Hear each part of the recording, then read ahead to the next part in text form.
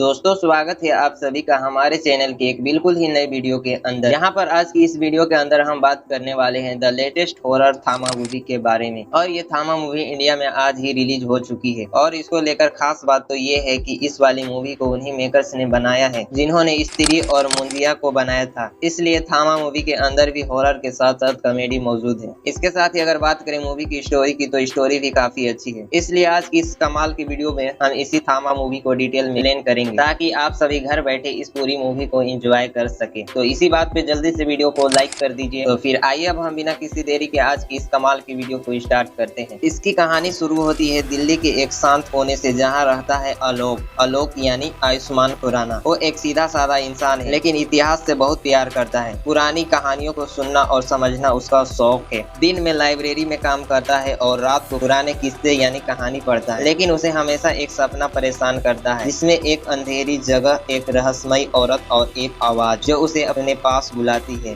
एक दिन उसे एक पुरानी किताब में एक भूला हुआ गांव विजयनगर का जिक्र मिलता है। सैकड़ों साल पहले कुछ ऐसा हुआ था जिसने पूरे इलाके की किस्मत बदल दी थी। आलोक उस समय को जानने के लिए उस गांव चला जाता है। गांव बिल्कुल वीरान जैसे, सदियों से कोई वहां नहीं रुका। वही उसकी मुलाकात होती है तड़का यानी रश्मिका मन्ना से। वो एक सुंदर सी लड़की है पर उसकी आंखों में एक गहरा अंधेरा छिपा है। तड़का आलोक को बताती है कि यह गांव सिर्फ मिट्टी से नहीं बना, यहाँ एक अधूरी प्रेम कहानी और खून की विरासत दबी पड़ी है। कई साल पहले तड़का एक आम लड़की नहीं थी, वह उस गांव की रक्षक आत्मा थी। लेकिन एक सांप के कारण वह इंसान नहीं, थामा नाम की अमर आत्मा बन गई। उसका प्रेमी उसे बचा नहीं सका और वह सांप पूरे गांव में फैल गया। अब वही आत्मा आलोक को बुला रही क्योंकि आलोक ही उस प्रेमी का वंशज निकला। गांव में एक और ताकत यक्षासन नवाजुद्दीन सिद्दीक है जो चाहता है कि तड़का का सांप फिर से जिंदा ना हो पाए। वह आलोक को बहकाने की कोशिश करता है लेकिन प्यार में ताकत है और अमरता में राज।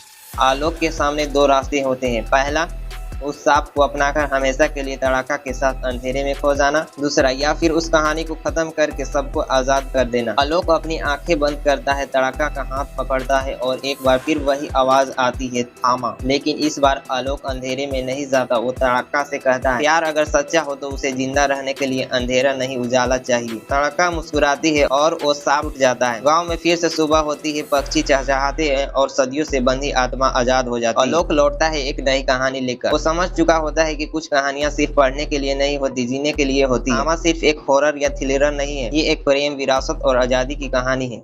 ये सिखाती है कि प्यार अगर सच्चा हो तो अंधेरा मिटा सकता है और इंसान अपनी किस्मत खुद लिख सकता है।